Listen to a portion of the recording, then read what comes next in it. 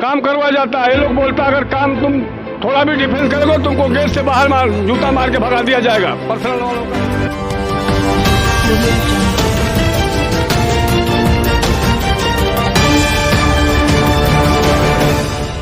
नमस्कार, मैं दुर्गेश पाठक और आप देख रहे हैं न्यूज़फुल। पिछले एक महीने के अंतराल में विराज कंपनी का ये कुछ ना कुछ तीसरा ऐसा मामला है जो सामने आया है। हम खड़े हैं विराज कंपनी के बाहर और आप देख सकते हैं फ्रेम में मेरे पीछे विराज का ये गेट है।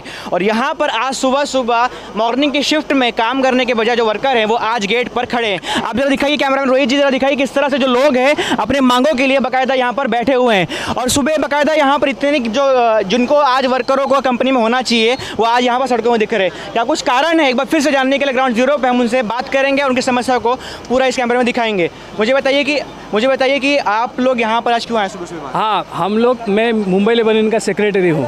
ठीक है, 2 दिन का जो देशव्यापी संप है उस संप में हम लोग ने भाग लिया है। और सिर्फ विराज, हमारे यहाँ पर 40 के आसपास यूनिट है, लेकिन सिर्फ विराज प्रोफाइल लिमिटेड को हमने इसीलिए लिया है क्योंकि यहाँ पर इतना मजदूरों के ऊपर अत्याचार हो रहा है। मतलब हज़ारों लोगों को उन्होंने 10-10 साल, 5-5 साल, 15-15 साल सर्विस किए हुए वर्करों को एकदम बाहर निकाल के फेंक देने का, उनको वापस रिजॉइन करके लेने का, उनको हिसाब नहीं देने का। हर आए दिन में एक्सीडेंट होते हैं यहाँ पर, और ये एक्सीडेंट में उनको उनका मुआवजा मिलता नहीं है। उसके साथ में पुलिस कंप्लेंट होता नहीं है।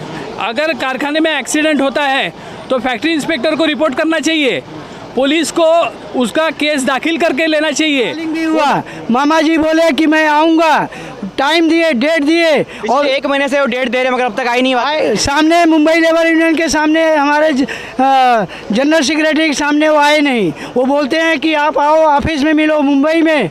साहब बोले नहीं, हम मिलेंगे तो पूरा विराज ग्रुप की हमारी कमेटी और तारापुर में मीटिंग लेंगे। वो बोले हमें इसके लिए टाइम नहीं है।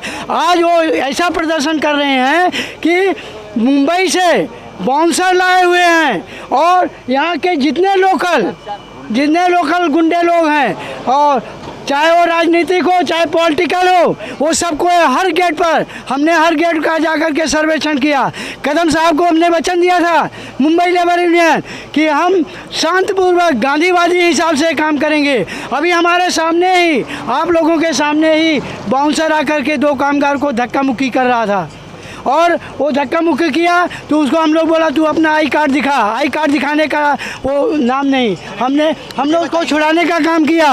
और कंपनी के अंदर पुलिस डिपार्टमेंट के सामने हाफ पैंट पर, हाफ चड्डी पर लोग जा रहे हैं, और कामगार अगर रह जाए तो पैंट पहनता है अपनी सुरक्षा के लिए, शरीर की सुरक्षा के लिए यूनिफॉर्म पहनता है। हमने बोला कि आप सिस्टम से कामगार को छोड़िए, हमारा कोई इशू नहीं है। सर, किसी समस्या को लेकर के आदमी छुट्टी पर घर जाता है, या किसी का पापा का तबीयत ख़राब है, किसी के मम्मी की तबीयत ख़राब है, किसी के परिवार की तबीयत ख़राब है, अगर 10 से 15 दिन लेट हो जाता है तो उसका कार्ड बंद करके नया ज्वाइनिंग कर दिया जाता है। सर, ये हमारे साथ में ऐसा, यानी अगर आपने 10 साल से काम किया हुआ है और आप किसी फैमिली इशू चलते अगर आप बीमार लिए छुट्टी ले लिए, आप दोबारा ज्वाइन करेंगे तो आपका 10 साल नहीं माना जाएगा। आज से ज्वाइनिंग जो आप करेगा ना, आप समझो मैं 21 साल काम कर रहा हूँ, 21 साल के बाद मेरा कुछ फैमिली मैटर हो, मैं अभी आएगा ड्यूटी तो तुरंत रीज्वाइनिंग, 21 साल मेरा डूब गया, इससे कोई मतलब नहीं है। 6 साल से काम कर रहे साहब, पगार 10,000 रुपया। बोलते हैं मैनेजर को बढ़ा दो तो बोला बाबू बढ़ जाएगा, अभी तक बढ़ा नहीं सर, इसीलिए मैं यूनियन में हो गया हूँ सर। मतलब आप 6 साल से काम कर रहे हैं, अभी तक आपका पेमेंट नहीं बढ़ा? नहीं सर, 10,000 पेमेंट है। ऑपरेटर का काम मशीन चला रहा हूँ। कितना घंटा आपकी? 12 घंटा सर कर रहा हूँ।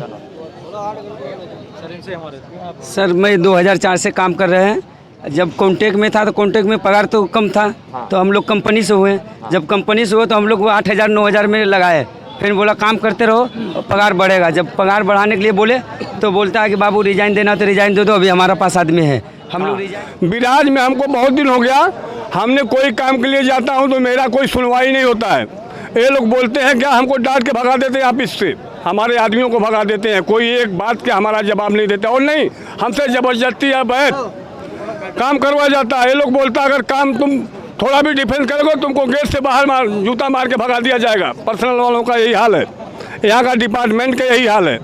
अब हम लोग बर्दाश्त करते करते हमको कोई शरण नहीं मिला, हमको कोई शरण नहीं मिला यहाँ विराज में। तब हम बम्बे यूनियन के साथ, मैं सोचा मेरा सहारा बम्बे यूनियन देगा, मैं उनके साथ जुड़ा और आज भी उनके साथ रहूंगा, चाहे मरना है और चाहे जीना है, चाहे विराज से कुछ मिले और चाहे ना मिले, लेकिन मैं बम्बे यूनियन के साथ जुड़ा हूँ, उनके साथ रहना है और चाहे जो भी होगा। किस तरह से हम लोग ने ग्राउंड जीरो पर जो वर्कर्स है तरह तरह के प्रॉब्लम बता रहे हैं। वर्कर कह रहे हैं कि कंपनी के जो अपर लेवल के अधिकारी हैं इनको उन्होंने इन्होंने पहुंचाया है। आज उनकी जो तनख्वाह है, उनका जो स्टेटस है, वर्करों की वजह से ये प्रोडक्शन बढ़ता है। कंपनी उन लोग का तनख्वाह बढ़ाती है, उन लोग की पोजीशन को इंक्रीमेंट देती है, मगर वर्करों की वो देखती भी नहीं है। तो इसीलिए आज ग्राउंड जीरो पे जो वर्कर है नौ कंपनी के बाहर ऐसी दृश्य में देखने मिलेगा और लगातार ये कह रहे हैं कि उनको मैनेजमेंट की जो यूनियन है उसको बर्खास्त करते हैं सिरे से, और मुंबई यूनियन पर उनको पूरा भरोसा है और वो चाहते हैं कि जब तक यूनियन नहीं आएगा तब तक ये प्रदर्शन ऐसे ही चलता रहेगा।